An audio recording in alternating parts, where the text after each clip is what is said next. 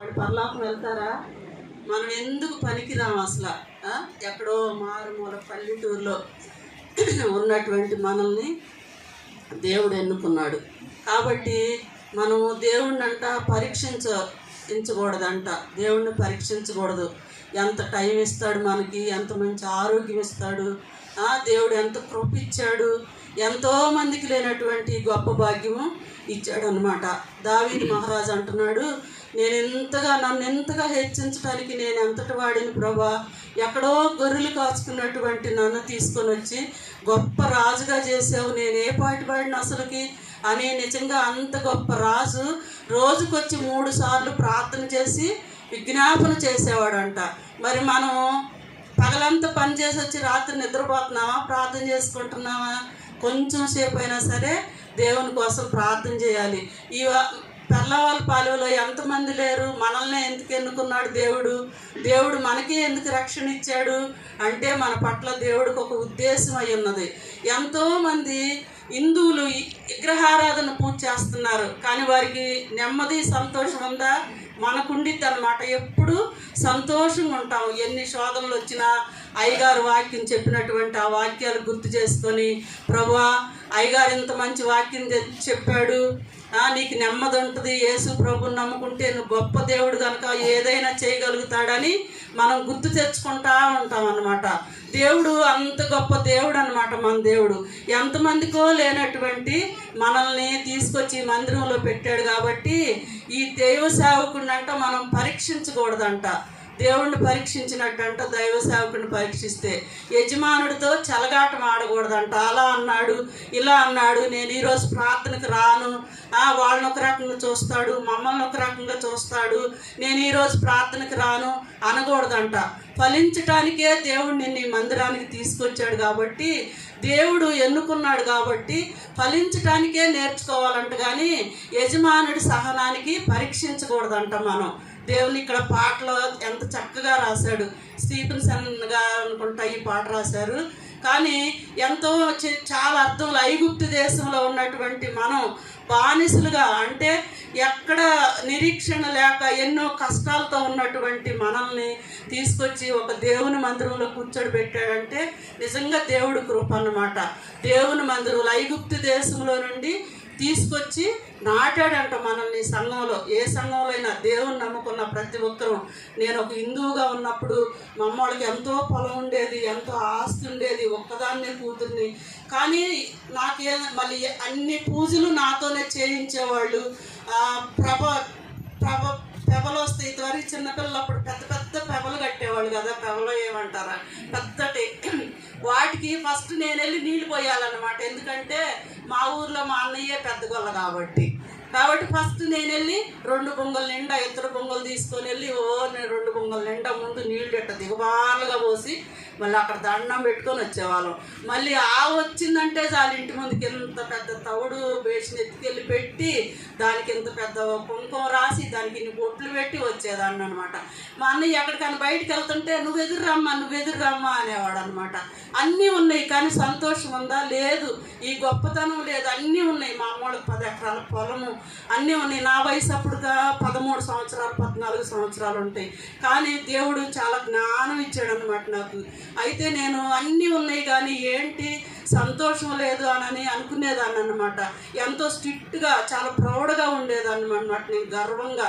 కానీ అయినా కానీ దేవుడు ఇలాంటి యేసు ప్రభు దొరక్కోకుండా హిందువుల్లో ఎన్ని ఉన్నా కానీ ఏమి సంతోషం రాలేదు, సమాధానం రాలేదన్నమాట.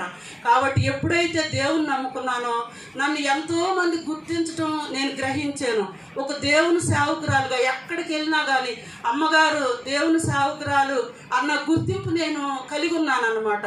నేను 10 ఎకరాల భూమిలో ఉన్నప్పుడు నేను ఇలాంటి సంతోషాన్ని పొందలేదు. కానీ ఎన్నిక లేను, మరి నేను చదువుకోలేదు ఎక్కువ, కానీ నేను హైదరాబాద్లో సేవ చేస్తున్నానంటే నిజంగా దేవుడి కృప. నేను ఎక్కడో పల్లెటూరులో పిన్నిపోయిన వారి పాలెంలో పెరిగాను. ఎక్కడంటే పల్లెటూరు మారుమూల గ్రామాలు అన్నమాట ఇవన్నీ. కానీ నేను ఇప్పుడు వెళ్ళి హైదరాబాద్లో సేవ చేస్తున్నాను. దేవుడు నన్ను ఎంతగా ఎన్నుకున్నాడంటే నేను ఆరాధన జరపమంటారు, నన్ను ప్రార్థన చేయమంటారు. మరి నేను ఏ పాటి దాన్ని అసలు దావీదు మహారాజు కూడా అంతే. గొర్రెలు కాసుకుంటున్నాడు ఎక్కడో లోయల్లో, కొండల్లో, అడవుల్లో. గొర్రెలు కాసుకుంటున్నటువంటి దావీదు మహారాజుని యేసు ప్రభు సమూయేలు దగ్గరికి వెళ్ళి గొర్రెలు కాసుకుంటున్నటువంటి దావీదు మహారాజును పిలవమని చెప్పాడు. ఎందుకు? ఆయన పట్ల దేవుని భయం ఉన్నదన్నమాట. దేవుని యందు భయభక్తులు యవనస్తుడిగా ఉన్నప్పుడే మంచి పాటలు పాడుతూ మంచిగా ప్రార్థన చేసుకుంటూ ఆ గొర్రెలను మేపుకుంటూ, మరి వాళ్ళ అన్నదమ్ముడు 7 మంది ఉన్నారు. వాళ్ళని ఎందుకు ఎన్నుకోలేదు? దేవుడు యేసు ప్రభు దావీదునే ఎందుకు ఎన్నుకున్నాడు అంటే దేవుడికి ఆయన పట్ల ఆయన దేవుడికి ఇష్టంగా జీవిస్తున్నాడు కాబట్టి అడవిలోకి వెళ్ళింది ఆయన పరిశుద్ధాత్మ వెళ్ళి ఆయన తీసుకొని రమ్మని చెప్పాడు. మరి నువ్వు నేను ఎక్కడున్నా కానీ పొలంలో నాటేస్తున్నా, పొలంలో కోత కోస్తున్నా, మరి మనం ఒక దేవుని బిడ్డలాగా ప్రత్యేకంగా ఉంటున్నాము. అసలుకి ఎలా ఉంటున్నామో మనల్ని మనం పరీక్ష చేసుకున్నాం దేవుని కోసం. దేవుడు ఎప్పుడైతే దేవుని కోసం పర్ఫెక్ట్గా ఉంటామో, దేవుని కోసం నమ్మకంగా ఉంటామో, దేవుడు అప్పుడు నిన్ను ఏదో ఒక పాత్రగా వాడుకుంటాడు అన్నమాట. అప్పుడు మనం దేవుని బిడ్డలమని 10 మంది గ్రహిస్తారు. ఒకప్పుడు ఈ అమ్మాయి ఏ స్థితిలో ఉంది, నేను మా ఊరు వెళ్ళినప్పుడు నేను బైబిల్ చదివితే నాకు ఇంతగా చూస్తారు, అసలు ఇంత జ్ఞానం ఏంటి అమ్మాయికి, మన దగ్గర ఉన్నప్పుడు ఎంత ఇదిగా ఉండేది అని చెప్పి ఎంతోమంది గౌరవిస్తారు. మరి నేను పుట్టింది పల్లెటూరులో, కానీ దేవుని నమ్ముకున్నటువంటి మనకి ఎంతో గొప్ప గౌరవం మర్యాద ఇస్తాడు అన్నమాట. మనం వెళ్ళిన ప్రతి స్థలంలో కూడా, మనం వెళ్ళిన ప్రతి చోట కూడా యవనస్త్రాలు అయి ఉండొచ్చు, లేకపోతే వృద్ధురాలు అయి ముసలాం అయి ఉండొచ్చు, లేకపోతే కానీ మనం వెళ్ళిన ప్రతి చోట కూడా మనం ఒక సాక్షిగా ఉండాలంటే దేవుని కొరకు ఎప్పుడైతే మనం నమ్మకంగా జీవిస్తామో, దేవుని కోసం ఎప్పుడైతే మనం ప్రార్థన చేస్తామో. నేను యవనస్తురాలుగా ఉన్నప్పుడు ఎంతో ప్రార్థన చేసేదాన్ని. ఎట్లా అంటే ఒక చుట్టిల్లు ఉండేది మాకు, అందులో మా అమ్మ వాళ్ళని అందరిని పడుకొని ఇచ్చేదాన్ని. తర్వాత నేను వెళ్ళి ప్రార్థన చేసేదాన్ని. చాలా లావుగా ఉండేదాన్ని. ఆ రోజుల్లో ఫ్యానులు లైట్లు ఏం లేవు. ఇంట్లో కూర్చొని చాలా ప్రార్థన చేసేదాన్ని. ప్రభా, నన్ను హిందువుల నుంచి బయటికి తీసుకొని వచ్చావు, మరి నన్ను తీసుకెళ్ళి మరలా నన్ను హిందువుల్లోకి వేయద్దు. అప్పుడు నా వయసు 14 సంవత్సరాలు. నన్ను హిందువుల్లోకి వేయద్దు ప్రభా అని ఎంతో ప్రార్థన చేసేదాన్ని అనమాట.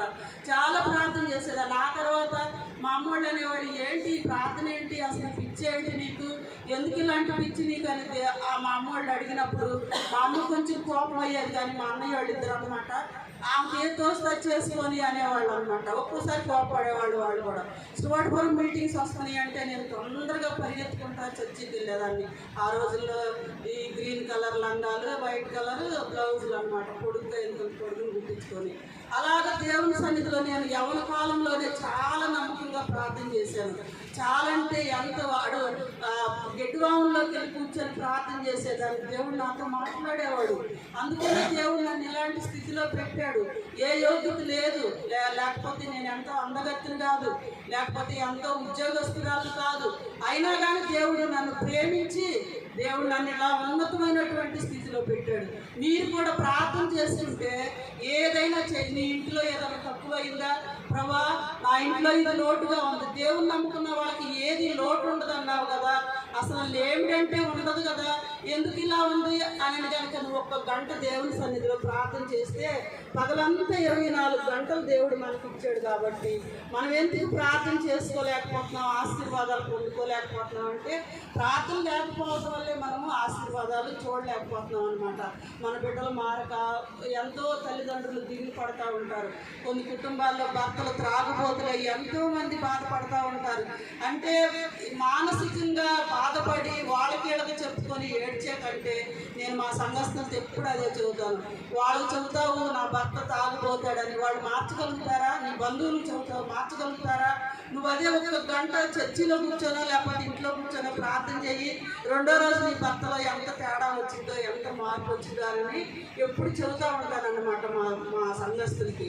అలాగే మనం ప్రార్థన చేసే ప్రార్థన వల్ల దేన్నైనా కానీ మనం సాధించవచ్చు అనమాట. కాబట్టి దేవుని ఎరిగినటువంటి మనందరం కూడా దేవుని యందు భయభక్తులు కలిగి ఎలాంటి వారిమైనా సరే, మనకు చదువు ఉండక్కర్లేదు, లేకపోతే మంచి అన్నం ఉండక్కర్లేదు, డబ్బు ఉండక్కర్లేదు, ఖాళీ దేవుని సన్నిధిలో నువ్వు రోజుకొచ్చి 1 గంట ప్రార్థన చేస్తే ఎన్నో ఆశీర్వాదాలు మనం చూడగలుగుతాం అనమాట. బలహీనంగా ఉన్నప్పుడు కూడా దేవుని కొరకు స్తుతించగా నువ్వు మంచం మీద పొందుతున్నా సరే మనం ఎన్నో ఆశీర్వాదాలు పొందుకోగలుగుతాము. దేవుని వాక్యంలో ఒక చిన్న వాక్యం చూసుకొని మనం లూకా సువార్త, ఎలిజబెత్ అని ఒక స్త్రీ ఉంది. లూకా సువార్త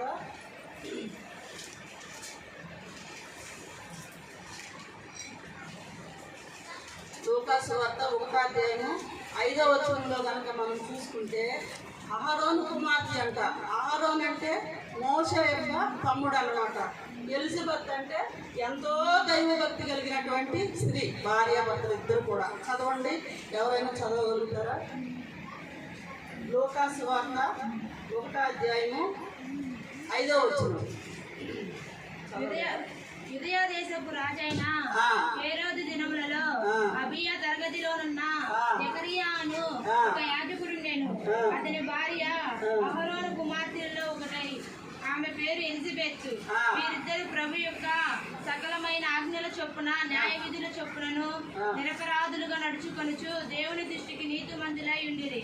ఎలిజబెత్ దేవుని దృష్టికి నీతిమంతులై ఉన్నారంట. కానీ వాళ్ళకి ఎన్ని సంవత్సరాల పిల్లలు లేరు, ఎంతో నీతిగా బతికారు. చాలా మంది అంటారు 2 రోజులు ప్రార్థన చేస్తారు, ఇంత కష్టపడి ప్రార్థన చేశాను కానీ జవాబు రాలేదు, ఏం ప్రార్థన చేస్తాంలే అని మళ్ళా లోకాసంలోకి మళ్ళా అలా వెళ్ళిపోతారు అనమాట. కానీ ఎలిజబెత్ జకరియా ఎన్ని సంవత్సరాలు, అటు ఎలిజబెత్ తండ్రి భక్తిపరుడే, మా మామయ్య భక్తిపరుడే, కానీ వాళ్ళిద్దరు కూడా ఎంతో దేవుని యాజకత్వాన్ని నిర్వహిస్తున్నటువంటి భార్య భర్తలు ఎలిజబెత్ జకరియా ఇద్దరు కలిసి. కానీ ఎంతో విశ్వాసంతో ప్రార్థన చేశారు, ఎక్కడ కృంగిపోలేదు. ఎన్ని సంవత్సరాలు బిడ్డలు లేకపోయినా కానీ ఎక్కడ కృంగిపోయినట్టు కానీ మీరు దేవుడి వాక్యంలో చూడరు అనమాట. దేవుడు ఇచ్చేంత వరకు కూడా ఎంతో ఎదురు చూచి దేవుని యాజకత్వం అంటే దేవుని పని. ఇప్పుడు ప్రసాద్ ఉన్నాడు, నాకు దేవుడి పిల్లల్ని ఇవ్వాలంటే సేవ చేయమంటున్నాడు అక్క అన్నాడు. నిజంగా మరి దేవుని సేవ చేసిన తర్వాత ఆయనకి 2 బిడ్డలు ఇచ్చాడు. అలాగే ఎలిజబెత్ జకరియా కూడా ఎంతో విశ్వాసంతో ఎంతో ప్రార్థనతో దేవుడి యొక్క పని నమ్మకంగా చేసినప్పుడు దేవుడు తన పట్ల ఎంతో కార్యం చేశాడు అనమాట. ఎక్కడ సణుక్కోలేదు. నేను 1 గంట ప్రార్థన చేశాను, లేకపోతే నేను 1 సంవత్సరం ప్రార్థనకి వెళ్ళాను, లేకపోతే నేను 2 సంవత్సరాలు ప్రార్థన చేస్తున్నాను, నేను 10th క్లాస్ ఎందుకు పాస్ అవ్వలేదు, నేను చర్చికి వెళ్తున్నాను కదా అని ఎప్పుడు కూడా మనం కృంగిపోకూడదంట. దేవుడి కార్యము ఎంత ఆలస్యం అయితే అంత మధురంగా ఉంటుంది అన్నమాట. అలాగే దేవుడి సన్నిధిలో మనం కనిపెట్టి కనుక ప్రార్థన చేసుకుంటే దేవుడు గొప్ప దేవుడు, ఏ కార్యమైనా చేయడానికి అతడు సమర్థుడు అన్నమాట. నిందారహితుడిగా మనం ఉన్నప్పుడు చాలా గొప్ప కార్యాలు మనం చూడగలుగుతాం అన్నమాట. కాబట్టి దేవుని బిడ్డలైనటువంటి మనందరం కూడా ఎలిజబెత్ జకరియా వల్లే నమ్మకస్తులు ఈ లోకంలో కనుక మనం జీవిస్తే జీవకిరీటాన్ని పరలోకంలో పొందుకోగలుగుతాము. ఈ లోకంలో ఎన్ని కాలములు బతికినా ఒక దినం మనం చనిపోవాల్సిందే. ఆ రోజు మనం ఖచ్చితంగా నరకానికి వెళ్ళిపోతే మనకి ఏం ప్రయోజనము ఉండదన్నమాట. ఈ లోకంలో 50 సంవత్సరాలు బతుకుతామో 60 సంవత్సరాలు బతుకుతామో తెలియదు, కానీ మన జీవితాంతం మనం పరలోకంలో జీవించాలి అనుకుంటే ఈ లోకంలో మనం నమ్మకంగా ఉండాలి. జకరియా ఎలిజబెత్ ఎంతో నమ్మకంగా దేవుని యాజకత్వాన్ని, దేవుడు చెప్పిన పనిని నమ్మకంగా చేశాడు. కాబట్టి దేవుడు ఎంతో గొప్పగా ఆశీర్వదించాడు. యోహాను పుట్టాడు, యోహాను యేసు ప్రభువుకు బాప్తిసం ఇచ్చాడు. చూడండి ఎంత గొప్ప భాగ్యము. ఎలిజబెత్ పుట్టినటువంటి కుమారుడు యేసు ప్రభువుకు బాప్తిసం ఇచ్చాడు. అంటే ఎంత నీతిమంతుడైన కుమారుని కనుక్కున్నారు, ఎంత ఓర్పుతో ప్రార్థన చేశారు, ఎంతో సహనముతో ఎన్ని సంవత్సరాలు ప్రార్థన చేశారు. వాళ్ళు అలాగా గొప్ప కార్యాలు వాడు చూడగలిగారు అనమాట. కాబట్టి దేవుని బిడ్డలమైనటువంటి మనందరం కూడా ఏదో గొప్ప ఈ లోకంలో అందాలు సందాలు లేకపోతే డబ్బు ఆస్తి కాదు, కానీ ఎన్ని లోకంలో మనం విడిచిపెట్టి వెళ్తాం. కానీ దేవుని కొరకు మనం పరలోకం సంపాదించుకొని దేవుని కొరకు మనం నమ్మకంగా ఎలిజబెత్ జకరియా వలె ఎదురు చూసినట్లయితే గొప్ప ఆశీర్వాదాలు మనం పొందుకోగలుగుతాం. ప్రియమైనటువంటి దేవుని బిడ్డలారా, మనందరం కూడా అలాగ జీవించాలని నా యొక్క ఆశ. ప్రభు పేరిట మీ అందరినీ బ్రతిమలాడుకుంటున్నాను. ఈ చిన్న వాక్యం దేవుడు దీవించును గాక. ప్రార్థన చేసుకున్నాం. పరిశుద్ధుడైన తండ్రి, ప్రేమ కలిగిన ప్రభా, లోకరక్షకుడా, జీవాధిపతిగా నీ పరిశుద్ధ పాదాలకు వందనాలయ్యా.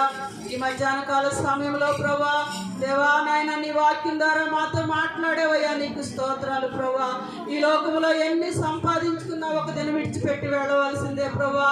ఆ నిత్య రాజ్యాన్ని మేము సంపాదించుకుంటే ప్రభా అయ్యా నాయన ప్రభా నిత్య అత్యంతగా లోకంలో మేము ఉండగలుగుతాం ప్రభా.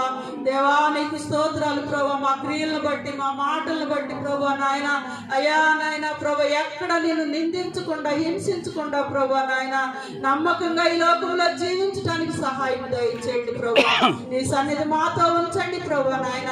జకరియా ఎలిజబెత్ వలే ప్రభా నాయన నీ పరిచర్యలో నాయన నమ్మకంగా ఉంటూ ప్రభా అయ్యా నాయన ఈ లోకంలో ముందుకు సాగటానికి నాయన నీ సన్నిధిలో క్రమంగా జీవించటానికి ప్రభా నాయన నాయన మర్యాదగా పద్ధతిగా ప్రభా నాయన ఈ లోకంలో మేము బ్రతకటానికి సహాయం చేయండి ప్రభా. మేము పనులకు వెళ్ళినప్పుడు ప్రభా మా గృహాల్లో ఉన్నప్పుడు నాయన ఒక్కోసారి ఒక్కళ్ళే ఒక గృహంలో మారుతారు ప్రభా. అలాంటప్పుడు ఎన్నో శోధనలు వస్తూ ఉంటాయి ప్రభా. వాటన్నిటిని జయించే కృప మా బిడ్డలకు దయచేయమని అడుగుతున్నాను యేసయ్య. ఎలిజబెత్ వలె నమ్మకమైన ప్రార్థనాత్మను బిడ్డలకు దయచేయండి ప్రభా. దేవా ఈ మధ్యాహ్న కాల సమయంలో ప్రభా నీ సన్నిధి మాతో ఉంచండి ప్రభా. మా హృదయాలు తెరవండి ప్రభా. దావీదు వలే ప్రభా నాయన గొర్రెలు కాసుకున్నా పర్వాలేదు ప్రభా, చదువు లేకపోయినా పర్వాలేదు కానీ ప్రభా ప్రార్థన ద్వారా అనేకమైన కార్యాలు మేము చూడగలుగుతాం ప్రభా. అయ్యా నీ సన్నిధి మాతో ఉంచండి ప్రభా. నీ వాక్యం ద్వారా మమ్మల్ని బలపరిచావు, నీకు వందనాలు స్తోత్రాలు ప్రభా. నీ సన్నిధి మాతో ఉంచిన ఆయన ఇప్పుడు జరగనైన కార్యక్రమం అంతట్లో మీరు తోడుగా ఉండి నీ నామానికి మీరే ఘనత మహిమ పొందుకోమని యేసు నామమున అడిగి ప్రార్థన చేసుకొనుచున్నాము తండ్రి.